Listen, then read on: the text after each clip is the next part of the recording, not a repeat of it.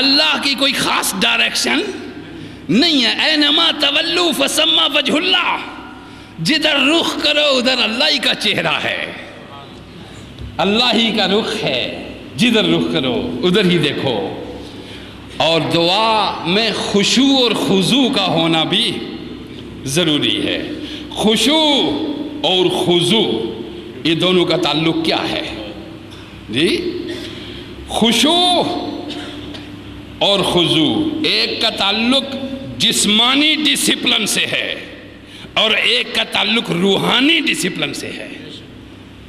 خشوع اور خضوع یعنی جس طرح تمہارے ظاہر کا، جسم کا یکدم چاق و چوبند ہونا، متوجہ ہونا، کھڑا ہونا اور ادب کو پیش نظر رکھنا جس طرح یہ ضروری ہے، اسی طرح خشوع ظاہری کیفیت کو کہتے ہیں اور خضوع باطنی کیفیت کو کہتے ہیں.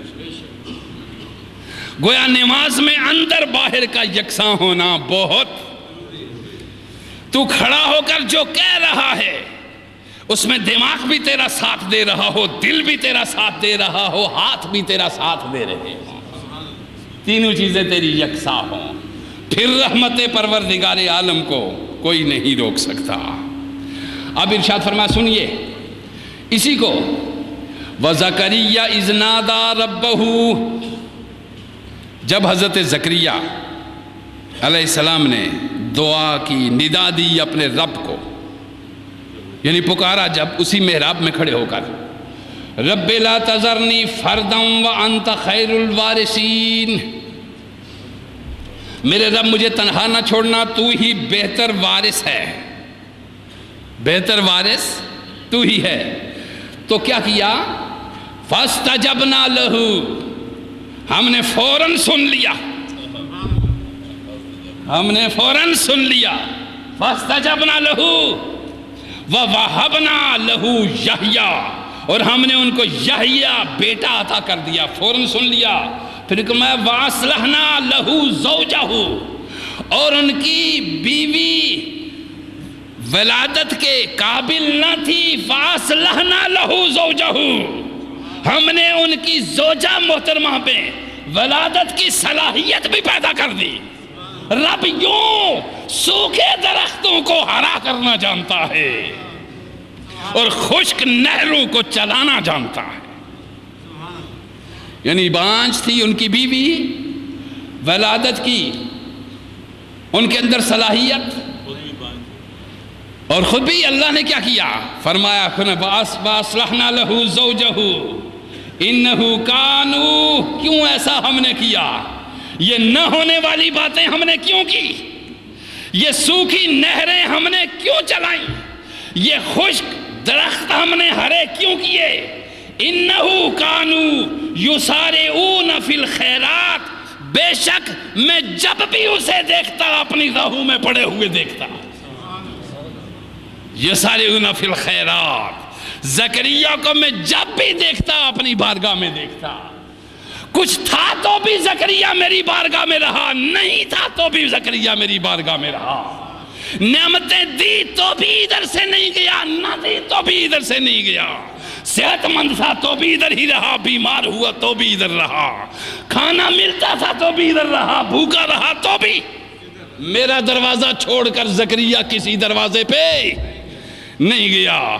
جب میں نے دیکھا پکی مضبوط قسم کی جگہ اس نے ادھر بنا لی ہے، اب یہ میرے سوا کسی در کا نہیں رہا، میں نے وہ کر دی جو انہونیاں تھی، میں نے وہ کر دی. رب یوں انہونیاں کر دیا کرتا ہے. اس طرح کی تو دروازہ پہ آ تو صحیح، یہاں پکی تیرے بوریا لگا تو صحیح، یہاں بیٹھ تو صحیح، سارے وسائط وسائل ذرائع کاٹ تو صحیح، آنکھیں بیٹھ تو صحیح. دیکھ رب کس طرح تیرے سوکھے درخت ہرے کرتا ہے. ارشاد فرمایا انہو کانوا یسارعون فی الخیرات. ہائے ہائے، بڑی تیز رفتاری کیا کرتا تھا زکریا. میں جو بھی بات کبھی میں نے ارادہ کیا، زکریا کو پہلے وہاں پایا. وَيَدْعُونَنَا، اور یہ کیا کرتا تھا زکریا؟ وَيَدْعُونَنَا رَغَبًا وَرَهَبًا، یہ ہم سے چپ کے سے بڑے پیار کے ساتھ دعائیں مانگا کرتا تھا، اور امید بھی رکھتا تھا قبولیت بھی، اور ڈرتا بھی تھا کہیں رد نہ کر دے۔ دیکھیے یہ زکریا میرا بندہ ڈرتا بھی تھا کہ کہیں میری دعا رد نہ ہو جائے، اور قبولیت کی امید بھی رکھتا تھا۔ یہ ڈرنا بھی اور یہ امید رکھنا بھی کس طرح ہو سکتا ہے؟ ذرا آپ نے یا ہم نے کبھی اپنی دعائیں مانگی ہوئی میں دیکھی ہیں؟ قسم سے بتائیے، یقین سے بتائیے، ہم جب دعائیں مانگتے ہیں ہم یہ کہتے ہیں یا ہم غور کرتے ہیں، ہم دیکھتے ہیں کہ ہماری دعا مجھے کوئی پکڑ کے لے جائے کہ یہ بہت بڑے حضرت صاحب ہیں، یہاں دعا مانگیں، یہ دعا مانگیں۔ ہماری خواہش ہوتی ہے، ایک ہے خواہش سے دعا مانگنا،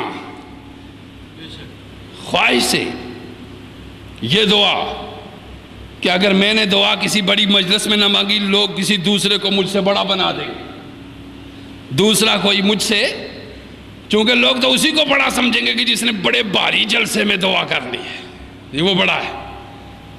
اس کے اندر ایک کیفیت ہے۔ فرمایا یدعوننا رغبا ورہبا وکانوا لنا خاشعین، قرآن کہہ رہا ہے وہ ہماری خاطر ہمیشہ عجز و انکسار میں رہا کرتا تھا، یعنی اس کو کوئی بھی تمنا، کوئی طلب، کوئی خواہش، وہ نیچے پڑا رہتا تھا، ہم خود اسے اٹھاتے تھے۔ زکریا نیچے رہتے تھے، ہم خود ان کو، اور جن کو ہم نیچے سے اٹھائیں ان کو کوئی گرا نہیں سکتا، اور جو خود اٹھیں، جو خود اپنی کوشش سے اٹھیں، اور جن کو لوگ اٹھائیں، ہم جب ان کو گرانا چاہیں تو کوئی بچا نہیں سکتا۔